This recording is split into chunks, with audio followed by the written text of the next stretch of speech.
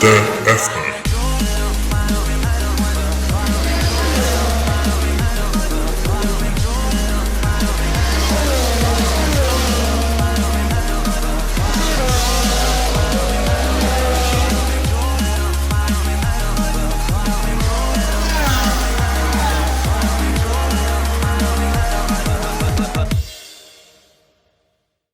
Bonjour tout le monde, bienvenue à ce 30e épisode de la balado-diffusion du bulletin F1. Je suis votre animateur, Abdou Sall. Oui, épisode numéro 30, comme le numéro qu'a porté Jolyon Palmer au cours des saisons 2016 et 2017. Fils de l'ancien pilote de Formule 1, Dr. Jonathan Palmer, Jolyon a été sacré champion de la série GP2, aujourd'hui devenue la Formule 2, en 2014. Après une saison passée comme pilote d'essai chez Feu Lotus, il est promu comme deuxième pilote aux côtés de Kevin Magnussen avec le retour de Renault. Malheureusement, sa carrière en Formule 1 s'est terminée après le Grand Prix du Japon, où il a été remplacé par Carlos Sainz. Son meilleur résultat est une 6e place obtenue lors du Grand Prix de Singapour en 2017, dans une carrière qui aura été malheureusement marquée par quelques accidents. Aujourd'hui, Palmer est devenu analyste à la radio de la BBC et, comme son père, offre des analyses bien détaillées et bien appréciées par les fans de Formule 1. Au menu cette semaine, on revient sur le tout dernier Grand Prix de la saison avec quelques points importants, entre autres la domination de Lewis Hamilton, les problèmes de Max Verstappen, un sauve-conduit pour Charles Leclerc et Ferrari, les derniers Grands Prix pour Nico Hülkenberg et Robert Kubica, et Carlos Sainz qui est devenu officiellement meilleur des autres. Et aussi, on va parler de la Formule 2 dans notre section En route vers la F1. Pour cette semaine, je serai tout seul à l'animation, puisque mes collègues Marc-André Fortin et Brian Ouimet ont eu des empêchements de dernière minute. Alors, je vais piloter tout seul cet épisode. Alors, mesdames et messieurs, démarrez vos moteurs, c'est un départ.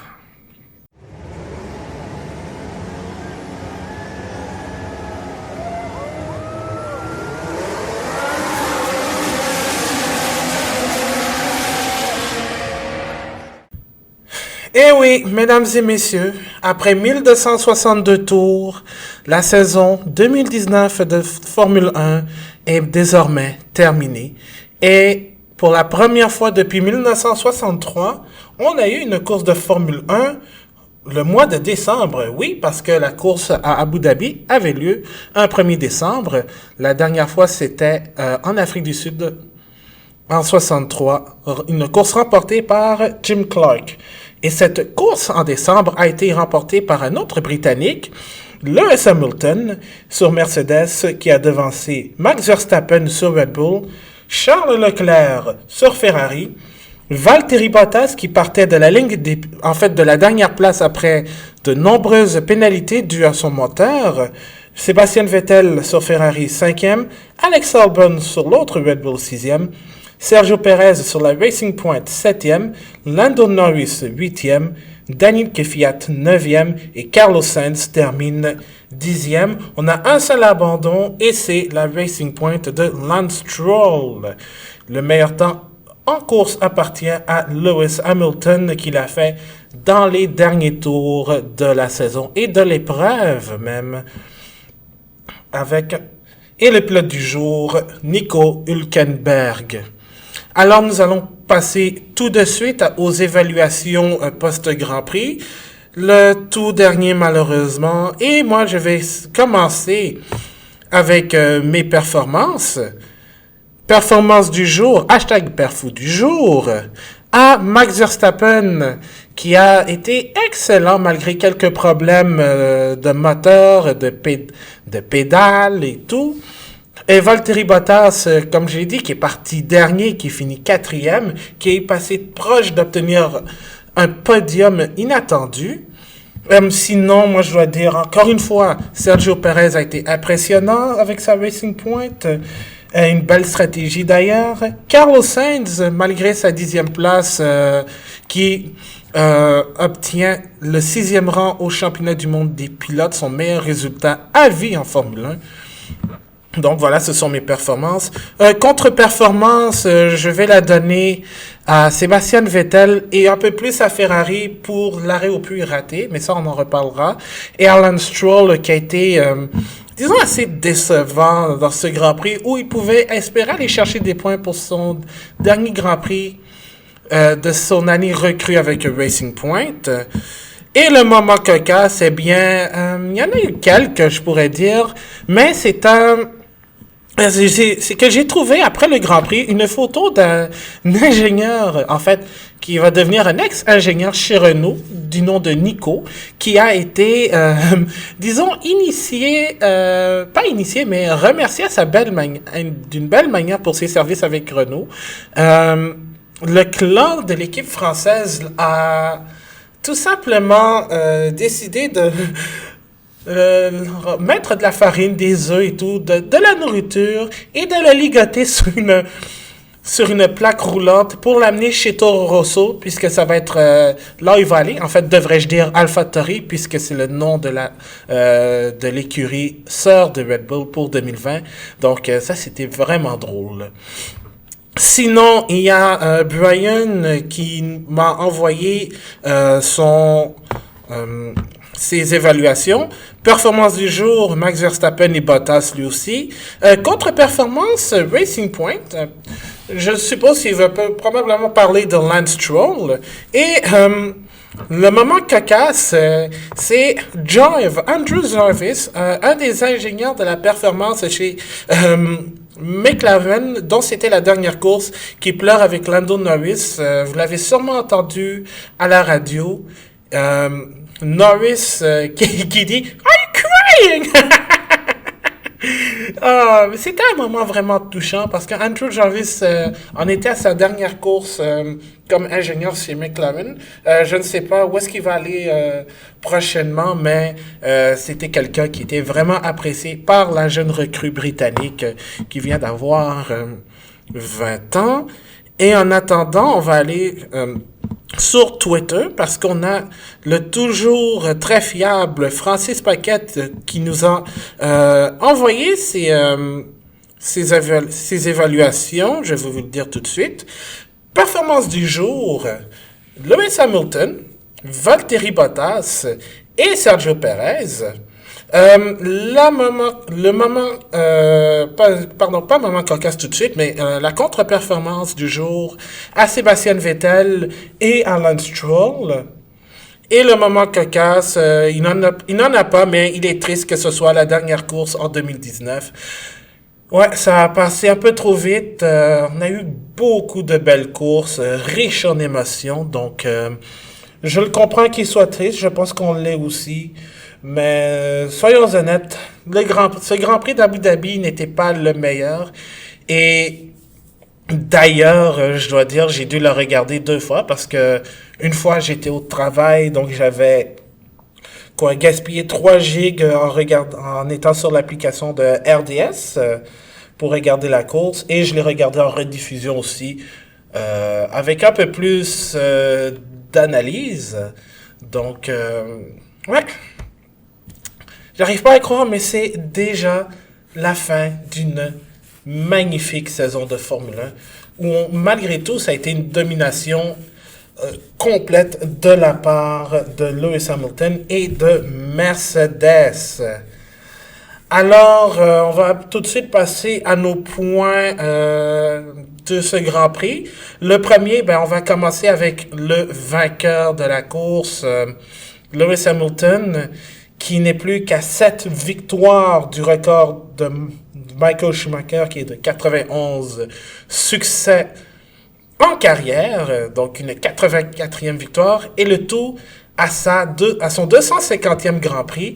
C'est sa 11e victoire de la saison, et c'est la 50e victoire, en fait, qu'il remporte en partant de la pole position. Donc un Lewis Hamilton, comme on le voit souvent, on pourrait dire, disons il n'a pas eu le rythme qu'il voulait lors des essais du vendredi, mais samedi, il a été impressionnant lors de la séance de qualification, enregistrant un temps assez impressionnant, un tour rapide, comme on le connaît. Donc, quand je dis c'est un Lewis Hamilton classique, c'est pas pour rien parce qu'il a été vraiment impressionnant. Son tour, comme une fusée en fait. Alors, je dois dire vraiment chapeau au pilote britannique qui nous a servi, qui nous montre en fait pourquoi il est un des meilleurs. Sinon, il est en passe de devenir le meilleur pilote de tous les temps. Même s'il y en a beaucoup qui vont, essayer de douter douter en fait de son GOAT, the greatest of all time, même s'il y en a qui vont dire c'est toujours Schumacher ou Ayrton Senna. Mais je dois dire, je suis vraiment impressionné de la course d'Hamilton. Il a mené du début jusqu'à la fin et il s'est même permis d'obtenir le meilleur tour avec 2 tours à faire dans cette épreuve. Parce qu'il était avec un rythme avec des pneus durs. Essayez de trouver un peu un moyen de gérer ces pneus en vue de la saison 2020 parce que je pense que les pneus vont rester pas mal les mêmes que ce qu'on a vu cette année. Alors, je m'attendais pas à grand chose quand j'ai regardé ça. C'est sûr que première fois quand je l'ai regardé du coin de l'œil dimanche, je voyais Hamilton dominant, mais quand je l'ai regardé une deuxième fois, j'ai constaté à quel point il était très constant. C'est normal, c'est le Lewis qu'on connaît, alors très impressionnant, puis je pense que c'est une belle manière de terminer la saison de Formule 1, même s'il a été déjà sacré champion. Alors, vraiment impressionnant. Puis en plus, il termine la saison avec 413 points. C'est son plus grand nombre de points marqués dans une saison, même si le barème des points a changé au cours des années. On est passé aux 25 points pour un vainqueur. Mais quand même, Hamilton a complété tous les tours de la saison 2019 de Formule 1. Il a fini les courses dans le top 10, peut-être à l'exception, on va dire, d'Allemagne, mais il a hérité des pénalités sévères imposées à Alfa Romeo pour terminer 9e. Donc, n'eût été de ces sanctions, Hamilton aurait eu 20 courses sur 21 dans les points. Mais quand même, une saison remarquable, mais surtout pas facile pour lui et pour Mercedes parce que, évidemment, ils ont été affectés par la mort de Niki Lauda au mois de mai, qui a, vraiment choqué, qui les a choqués, mais qui les ont mis un peu avec une ambiance plutôt différente. Donc, surtout pour Lewis, pour qui Niki est un grand ami, mais aussi un mentor. Donc, Lewis doit son championnat à Niki Lauda, parce que sans ça, je pense que quand on y pense, là, il y a 6 ans, qui aurait cru, même il y a 5 ans, qui aurait cru que Lewis Hamilton serait un sextuple champion du monde? Tout ça grâce à Niki Lauda, et ça, il faut l'en remercier encore une fois. Donc, je pense que autant pour Lewis que pour Mercedes, ce 6e titre, il est âprement mérité. Donc, vraiment bien pour sa part. Donc, félicitations encore à Lewis Hamilton qui termine la saison sur une très bonne note. Et parlons aussi de Valtteri Bottas, qui, ma foi, a été quand même impressionnant. C'était pas une fin de semaine facile pour lui, parce que, telle une tragédie grecque, il était déjà prédestiné à avoir un sort, je dirais pas fatal, mais un sort désavantageux, c'est-à-dire pas une, mais deux pénalités de moteur qui l'a forcé à partir bon dernier. Et en plus, il était malade. Je pense qu'il avait une grippe. Donc, ça l'a vraiment forcé à donner son 110%. Et c'est ce qu'il a fait. Pourtant, et il a réussi à le faire sans le DRS pendant les 20 premiers tours parce que il y a eu une... je sais pas si vous vous souvenez, mais il y a eu 18 tours sans DRS à Abu Dhabi parce que c'était un problème technique au niveau du serveur informatique de données, gracieuseté de Amazon Web Service. Donc, c'est ça, il y avait un problème de DRS. Donc, Valtteri Bottas a dû remonter le peloton à l'ancienne, comme c'était le cas lors du Grand Prix d'Abu Dhabi en 2010, la dernière course où on n'avait pas l'introduction de DRS. Donc, je dois dire, vraiment, il était chanceux. Je dirais pas il était chanceux, mais ça aurait été bien que Bottas finisse la saison sur le podium. Il était proche et il n'était pas très loin de Charles Leclerc qui a fini troisième.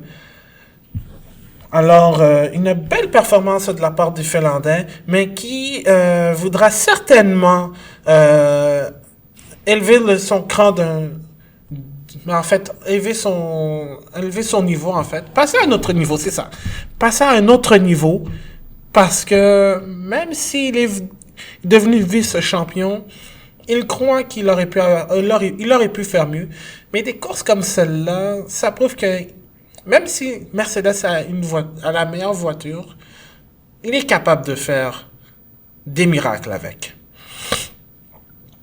S'il y a quelqu'un qui a réussi à faire, disons, des miracles, si on peut dire, c'est Max Verstappen, parce que le pilote néerlandais, en fait, n'a pas eu facile, en fait, je dirais, parce que, oui, il finit deuxième, et il termine aussi troisième au championnat des pilotes,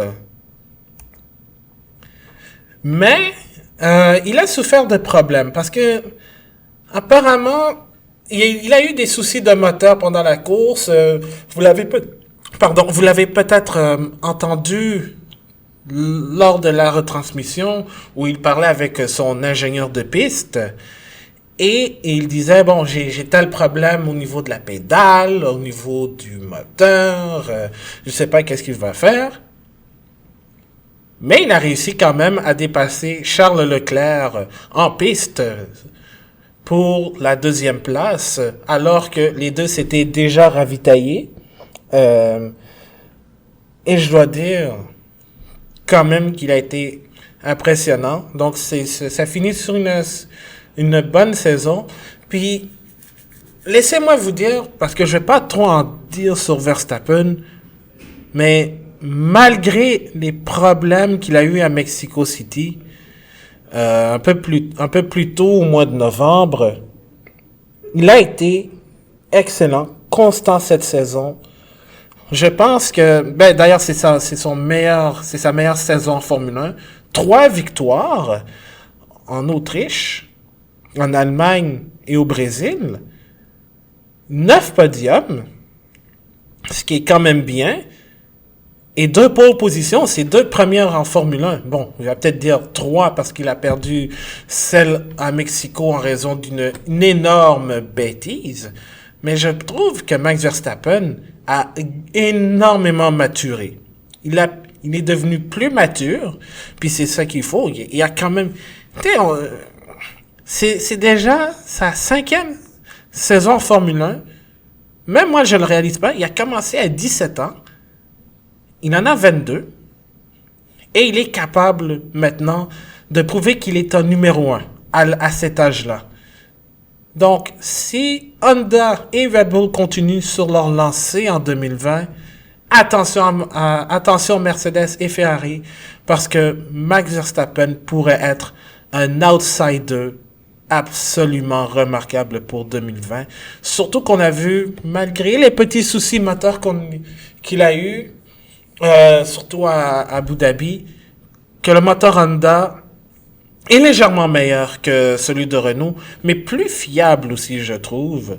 Alors, vraiment, ce qu'il a montré à Abu Dhabi, avec une stratégie différente que celle de Ferrari, vraiment, Max Verstappen a été vraiment bon à Abu Dhabi. Et en général, sur la saison 2019, alors, moi, je dois dire quand même chapeau aux pilotes néerlandais, puis surtout que l'année prochaine, la Formule 1 s'en va aux Pays-Bas, donc peut-être que Verstappen aura la chance de bien faire devant ses partisans à la maison. Ben, disons, à sa deuxième maison, parce qu'il est né en Belgique.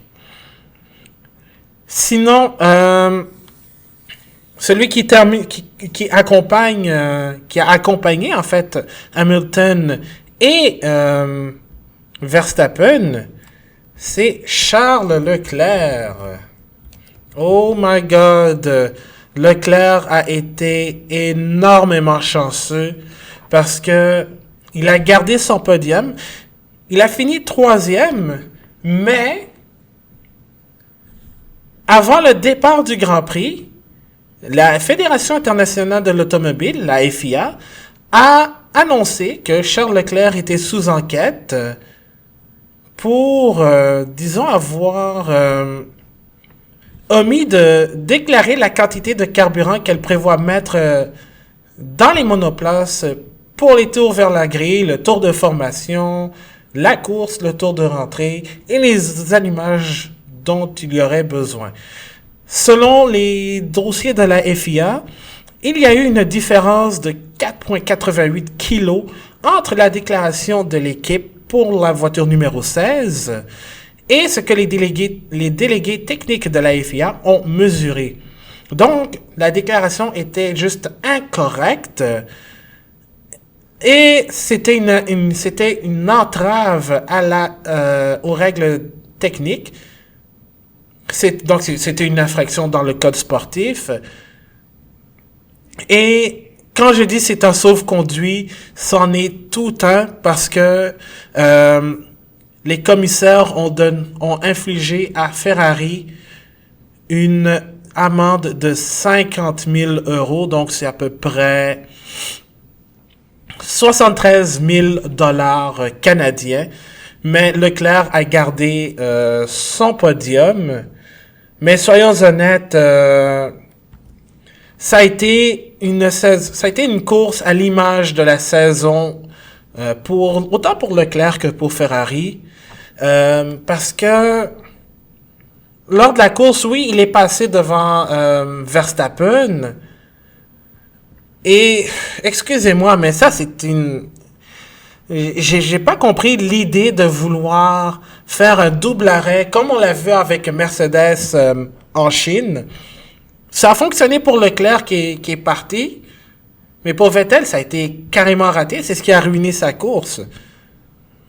Et en plus, Leclerc finit à 40 secondes de la tête de la course. Et ça a failli finir en une 4e place parce que Bottas était sur une énorme lancée. Parce que, justement, Leclerc et Ferrari avaient opté pour un deuxième arrêt avec des pneus tendres qui, finalement, ont atteint sa limite vers la fin de la course. Donc, ce qui a permis aux Finlandais de Mercedes de rattraper le Monégasque.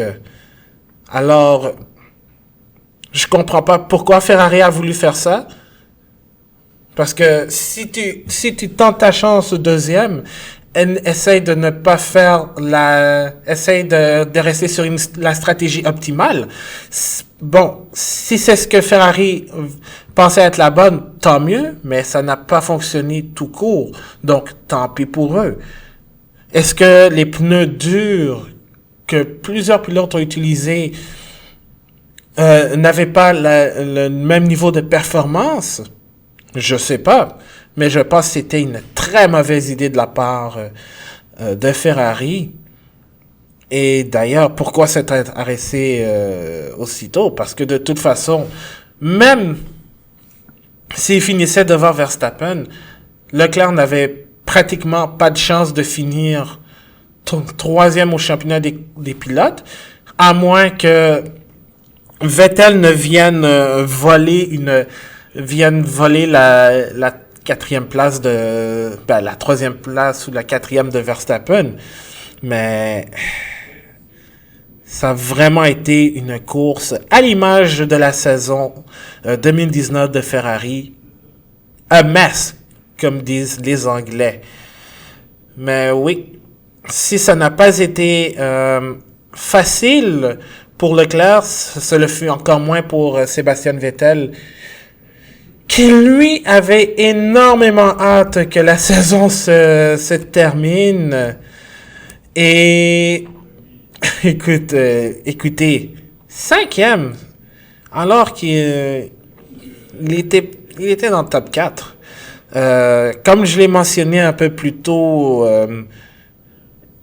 il y a eu ce double arrêt où il est resté stationné pendant quelques secondes de plus que celui de Charles Leclerc parce qu'il y a eu un problème avec le changement de pneu. Je pense que c'était le pneu avant gauche qui l'a retardé. Et là, il a été obligé de se battre en fin de course contre Alex Albon et contre Valtteri Bottas aussi un peu plus tôt. Alors, il finit autant cinquième dans ce Grand Prix à Abu Dhabi que cinquième au championnat des pilotes. Alors, c'est une déception pour moi. Et ça a été une saison remplie d'erreurs, comme je dis, d'erreurs, de bêtises. Bon, il y a eu aussi le cas au Brésil qui a été un point culminant de cette annus horribilis chez la Scuderia Ferrari. Mais au moins, Vettel va pouvoir quitter Abu Dhabi et la saison 2019 avec un gros soupir de soulagement. Surtout que la semaine passée, il est devenu papa pour la troisième fois. Donc, au moins, ça va lui faire énormément du bien de revenir avec sa famille. Chez McLaren, on va en parler tout de suite parce que quelle saison ce fut, et même si le classement de ce Grand Prix ne reflète pas en fait ce qui en était de la saison en général, félicitations à Carlos Sainz qui finit 6e au championnat des pilotes et qui devient officiellement le meilleur des autres pilotes. Donc, le champion de la Formule 1.5, comme on le dit à la blague. Il a fini 10e, mais c'est tout ça grâce à un dépassement dans le dernier tour contre son ancien coéquipier chez Renault, Nico Hülkenberg. C'était une course avec une bonne stratégie, je dois dire. Si ça n'a pas fonctionné, les deux arrêts chez Ferrari, ça a été le cas chez McLaren, parce que il a arraché le point dans le dernier tour et il a profité un peu des difficultés de Pierre Gasly qui a été accroché au premier tour avec la Racing Point de Lance Stroll pour s'emparer de cette 6e place. Et en plus, il y avait Alex Albon qui était dans le lot, mais il a fini 6e, donc c'était suffisant pour l'Espagnol pour finir à cette 6e place au classement général de la saison 2019. Donc, vraiment, Carlos Sainz prouve pour moi, il est facilement top 4 de cette saison 2019 de Formule 1. Parce qu'il a poussé cette McLaren jusqu'au bout.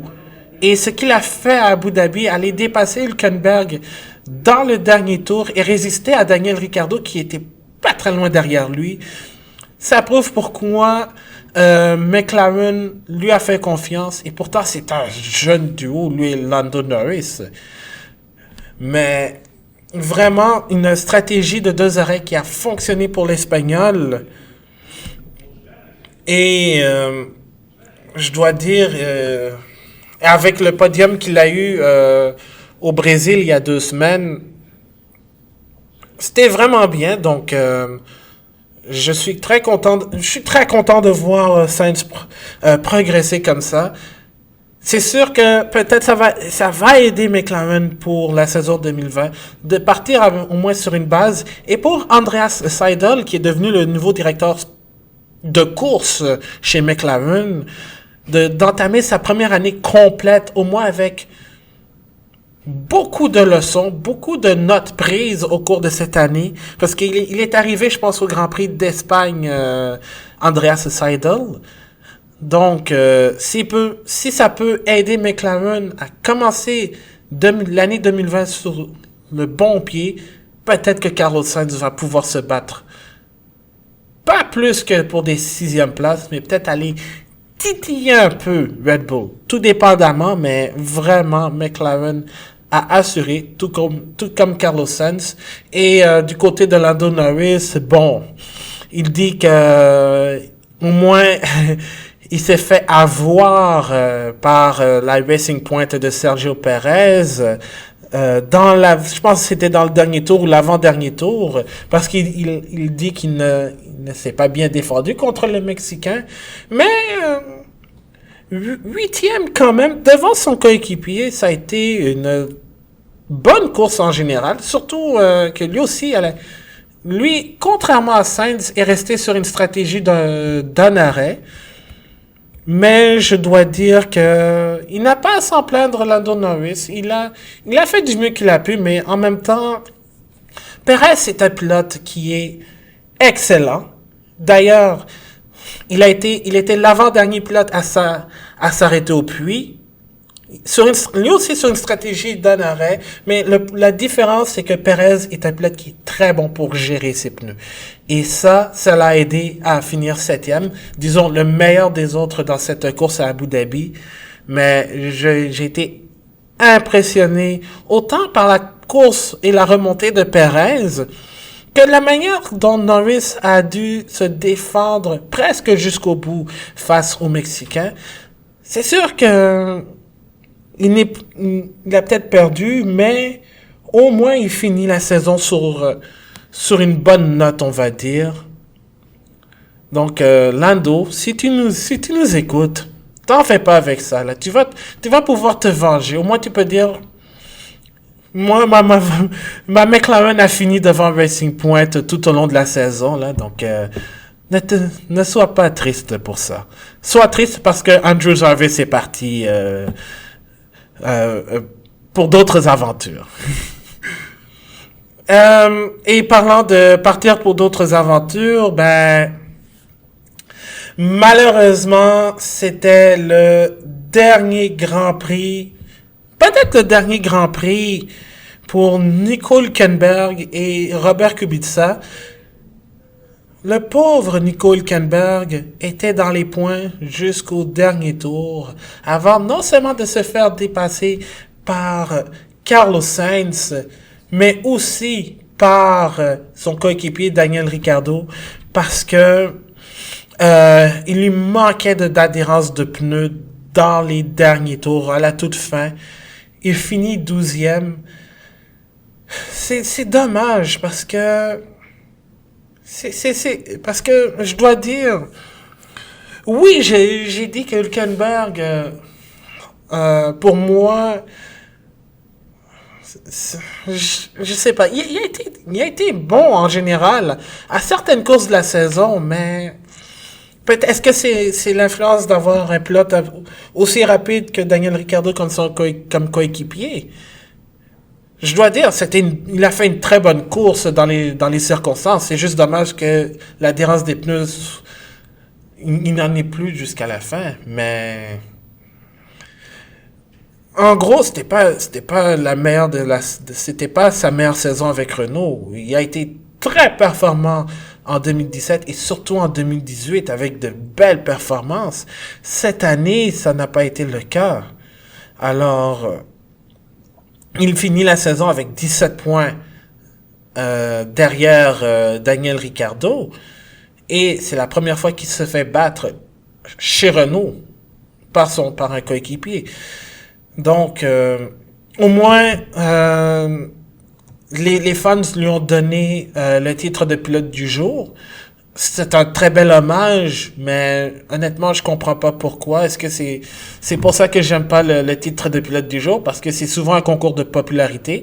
Parlez-en à Max Verstappen qui remporte souvent des titres lorsqu'il ne le mérite pas.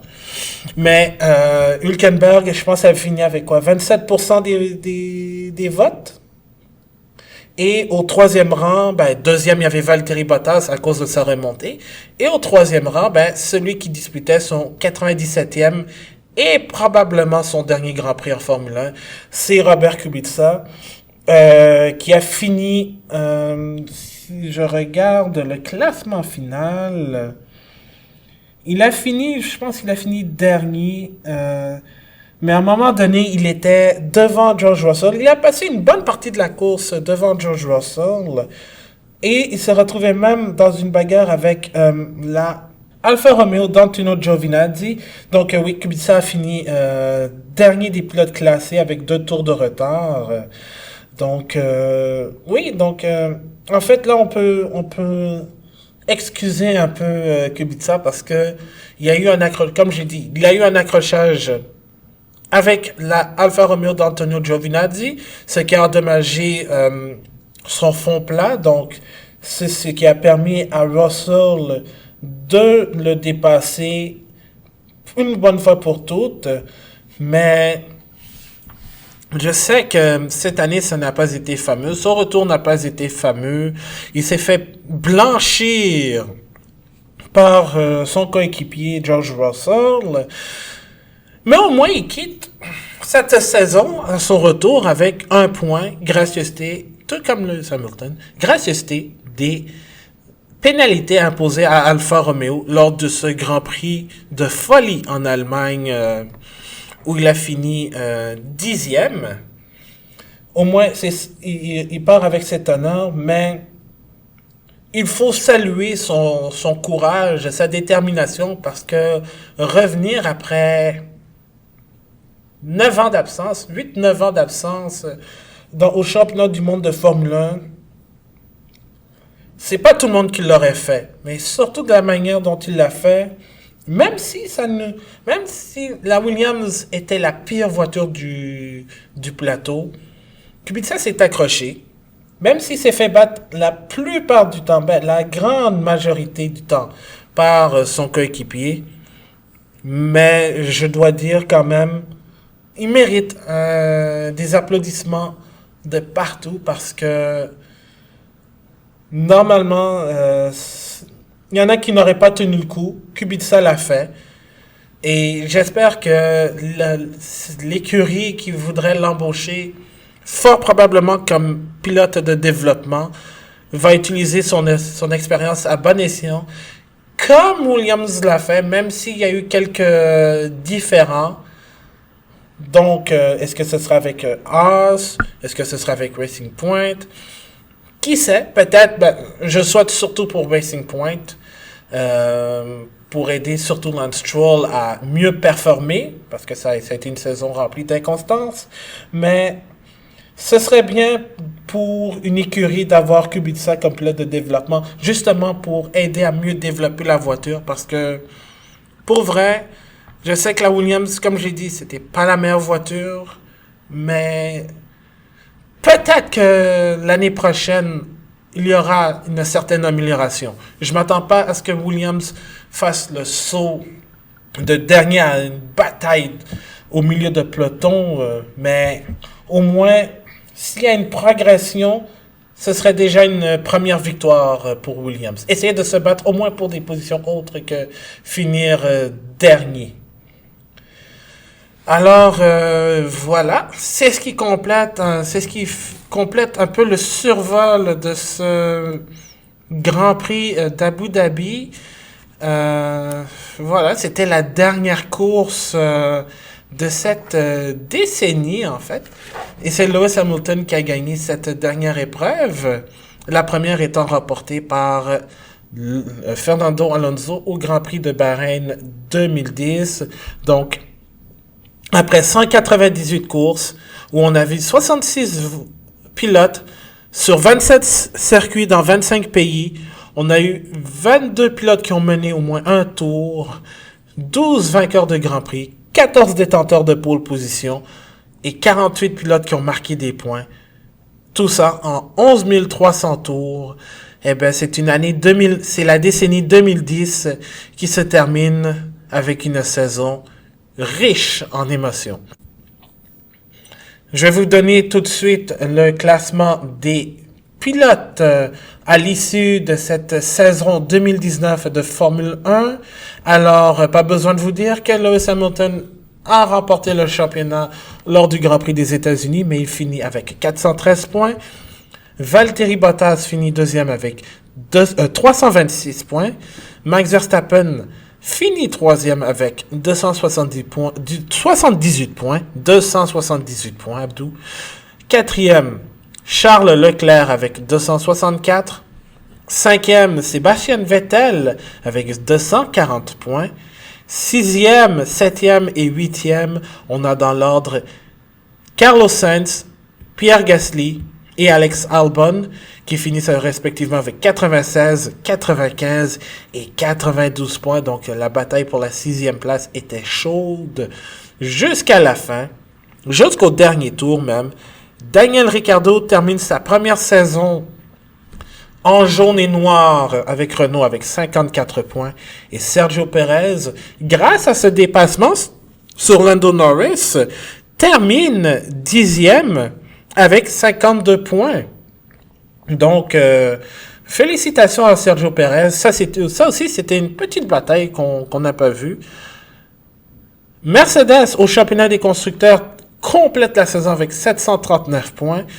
Ferrari termine deuxième avec 504 points. Red Bull en a 417. McLaren complète une année excellente avec 145 points. Leur meilleure saison dans l'ère hybride. Renault en a 91 et résiste à cette cinquième place puisque Toro Rosso finit avec 6 points de retard. Racing Point finit 7e. Alfa Romeo, qui a connu un Grand Prix assez difficile et une deuxième moitié de saison en chute libre, termine 8e. Haas, une saison à oublier de A à Z, termine avec 28 points. Ironiquement, Kevin Magnussen et Romain Grosjean terminent avec 20 et 8 points respectivement. C'est le même nombre de points que leur numéro de course. Ironique.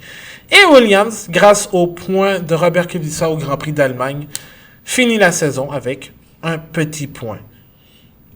Et précisons aussi que c'était la dernière fois qu'on avait le nom de Toro Rosso dans le championnat du monde, puisque à partir de la saison prochaine, l'écurie sera appelée AlphaTauri en l'honneur de la marque de vêtements prêt-à-porter de Red Bull qu'ils veulent promouvoir.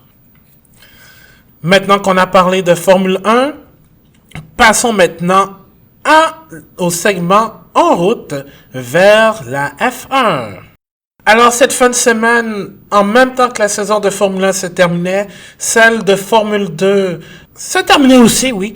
En même temps que la saison de Formule 1, celle de Formule 2 se terminait avec les rondes 11 et 12 à Abu Dhabi. Et évidemment, il y avait la course feature, la course principale et la course sprint. C'est une victoire du Brésilien Sergio Sete Câmara qui donne la victoire à Dams. Ensuite, on a la Colline de Nobuharu Matsushita qui termine deuxième. Et Guan Yu Zhu, le pilote chinois, finit au troisième rang sur la Univirtuosi. Le pilote canadien Nicolas Latifi finit la première course au 7e rang. Et le champion de la saison, Nick De Vries, le pilote néerlandais, a malheureusement pas marqué de points. Il termine 13e. Et il sort d'une fin de semaine remarquable avec sa nouvelle équipe en formule électrique Mercedes, où il a impressionné. Il a marqué des points. Je sais pas s'il a marqué des points dans les deux courses en Arabie Saoudite la semaine précédente, mais une belle entrée en matière pour la part de De Vries, qui malheureusement n'a pas marqué de points dans les deux courses. Il a fini 13e. Et Latifi, quant à lui, qui a fini 2e au championnat des pilote, a terminé sur le podium à sa dernière course chez Dams. C'est Luca Ghiotto sur Univirtuosi qui a gagné la dernière course en Formule 2. Et le coéquipier de Latifi, Sergio Sette Camara, complète le podium. Pourquoi je parle autant de Latifi? Eh bien, c'est un secret de Polichinelle. C'est lui qui va remplacer Robert Kubica la saison prochaine en Formule 1. Ce qui veut dire qu'on aura pour la première fois en 70 ans de Formule 1 deux pilotes canadiens à temps plein, puisqu'évidemment il y aura Lance Stroll chez Racing Point qui n'avait pas besoin d'être confirmé puisqu'il a un contrat de plusieurs saisons. Donc on aura deux natifs de Montréal pour la première fois sur une saison complète. Et parlant de cela, son écurie, Dams, a été sacrée championne des constructeurs. Et c'est une belle manière de compléter cette saison parce que elle a été tristement affectée par la mort du fondateur Jean-Paul Driot, qui est décédé, je pense, avant le Grand Prix de Hongrie, des suites d'une maladie. Donc, ce titre, c'est une belle façon de lui rendre hommage, tout comme ça a été le cas pour Mercedes avec Niki Lauda. C'est dommage parce que un doublé Dams aurait été excellent. Et du même coup, il y a eu... Latifi est devenu le premier... Latifi est devenu le 32e pilote depuis 1988, année de fondation de l'écurie Dams, à se rendre en Formule 1. Donc, c'est Jean-Paul Driot, qui est bien content au paradis, sûrement en train de discuter avec les grands pilotes du potentiel que les pilotes ont lorsqu'ils vont chez Dams. Alors, c'est une très bonne chose, mais il y a eu aussi quelques mouvements de pilotes, parce que l'année prochaine, on aura 5 pilotes de l'Académie Ferrari pour 2020. Le premier, Mick Schumacher, va rester chez Prema pour une deuxième saison en Formule 2. Ensuite, son coéquipier ne sera pas Sean Gallal, avec son casque de commandité par Kentucky, le PFK. Ce sera le champion de la Formule 3 internationale, Robert Schwarzman, le Russe, qui sera aux côtés de Mick Schumacher en 2020. Il y a l'autre pilote, le troisième des 5, le Britannique Callum Ilott, qui passe de Sauber Junior Team by Charouz à Univirtuosi, donc il passe à une équipe de pointe en Formule 2. Il y a le vice-champion de la série Formule 3, Marcus Armstrong, le pilote néo-zélandais qui va passer chez Art GP. Et le fils de Jean Alesi, Giuliano, va passer chez HWA, anciennement Arden, avec un de mes pilotes préférés de la Formule 2, le Russe Artem Markelov. Yes! Yes! Il est de retour, Markelov, après une saison un peu difficile en Super Formula au Japon. Mais moi, je l'adore. Il est capable de faire des dépassements incroyables. C'est juste dommage qu'il n'ait pas eu sa chance en Formule 1. Mais s'il y a quelqu'un que je n'ai pas envie de revoir, c'est l'homme, le mythe, la légende, Maiver Raghunathan. Que serait un épisode d'En route vers la F1 sans parler de Raghunathan?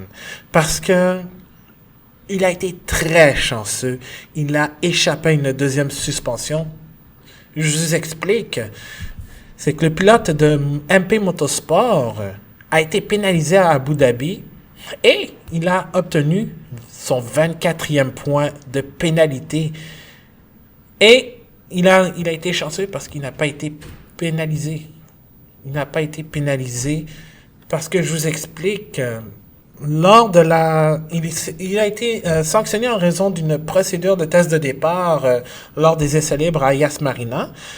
Il n'a pas respecté la marche à suivre et en plus de ça, il a fourni une justification complètement erronée. Je vous explique, et je cite le site motorsport.com. Le pilote a poursuivi son essai de départ avec 2 voitures devant lui sur la grille.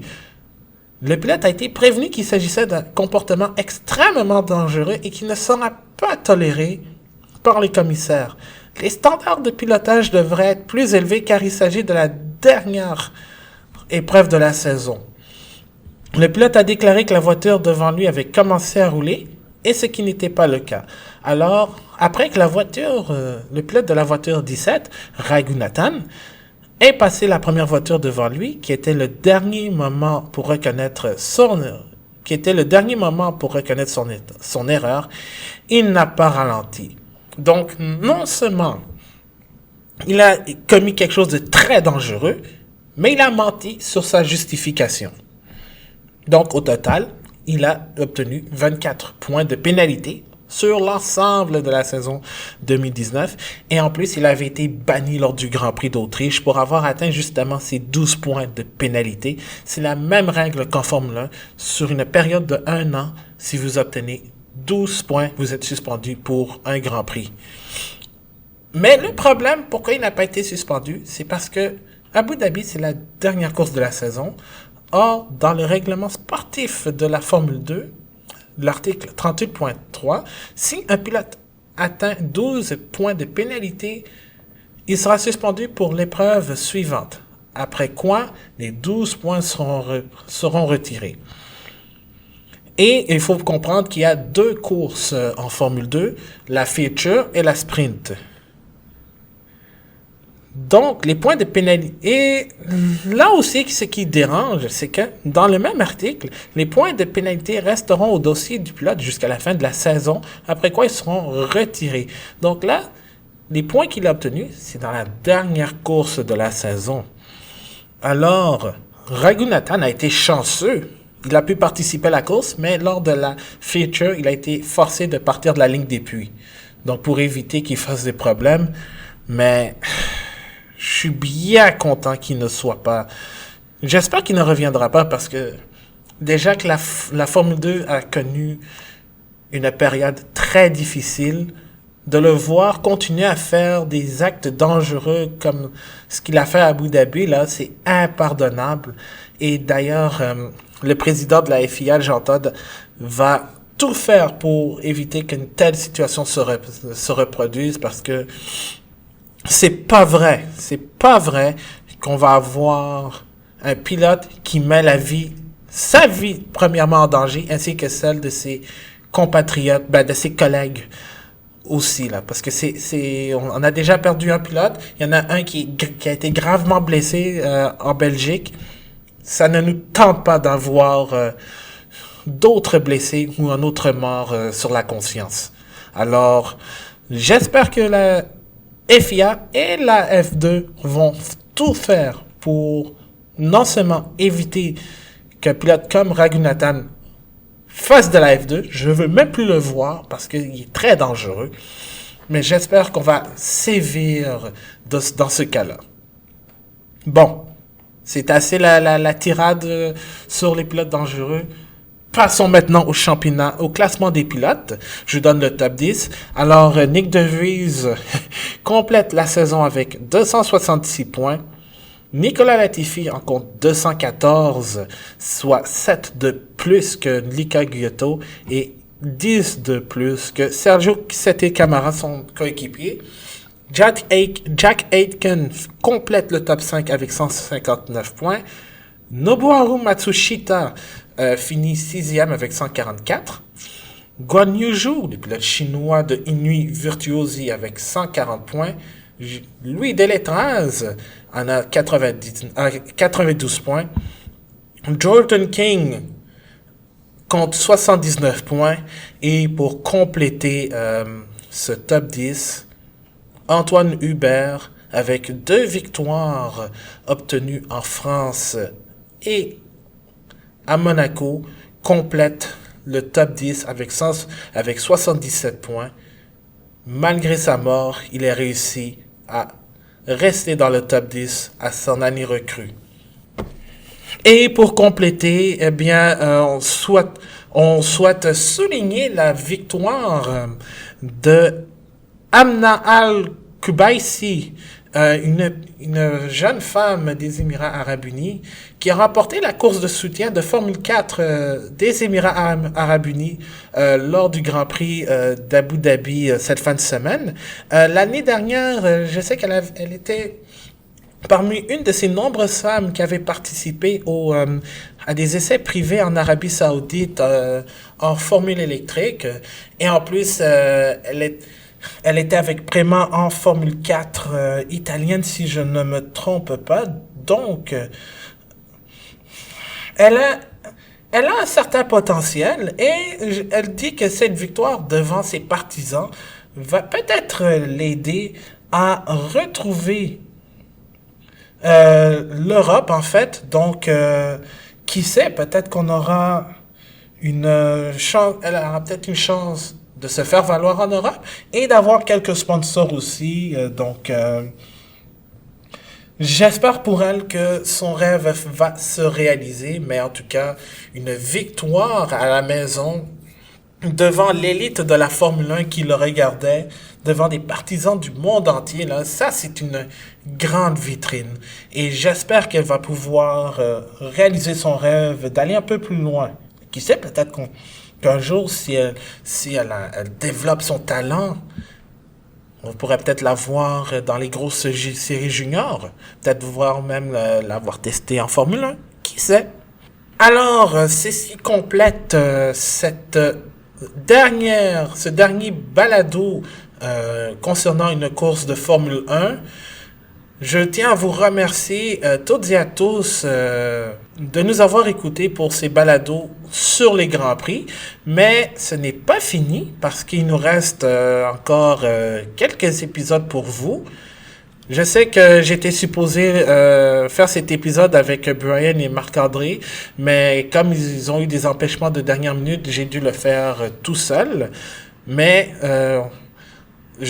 j'espère qu'on va pouvoir parler en fait du Grand Prix, des Grands Prix, parce que on a un bulletin de notes en 2 temps en fait pour vous en termes de balado-diffusion. Et en plus, on va avoir une revue de l'année en 2 temps aussi. Donc, un petit cadeau de Noël pour vous.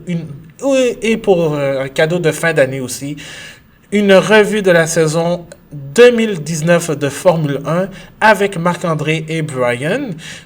Alors, si vous voulez les écouter, vous pouvez aller sur notre site web bulletinf1.com où cet épisode ainsi que les 29 autres épisodes vont se retrouver sur notre site.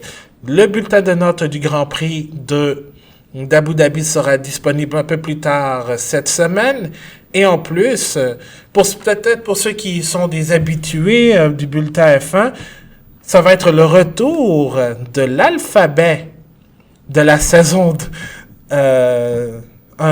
selon à ma manière en fait, comme je l'avais fait en 2018. Donc, la saison 2019 de A à Z. Je sens qu'il y a quelques noms qui sont assez faciles à deviner, qui vont se retrouver dans l'alphabet. Mais sinon, tout va être sur bulletinf1.com. Puis, je vous prépare aussi un top 20 des meilleures courses de la décennie 2010 qui, malheureusement, s'est terminé le 1er décembre avec Lewis Hamilton qui a gagné le Grand Prix d'Abu Dhabi. Sinon, on peut continuer la conversation sur les réseaux sociaux. On est disponible sur Twitter, @lebulletinf1 et sur facebook.com/bulletinf1. Merci encore une fois d'avoir été là pendant la saison 2019 de Formule 1. Je sais qu'on a commencé avec un retour sur le Grand Prix d'Azerbaïdjan, mais j'espère, je dis pas j'espère, mais je sais que l'année prochaine, on va être en mesure de faire la saison complète avec la balado-diffusion. Mais entre-temps, on se retrouve la semaine prochaine pour la première partie du bulletin de notes de la saison 2019 selon le bulletin F1. Je suis votre animateur Abdoussal. On continue toujours de rouler avec le bulletin F1. Je vous souhaite une excellente semaine. Puis, attention, c'est bientôt Noël. Allez, bonne semaine à tous.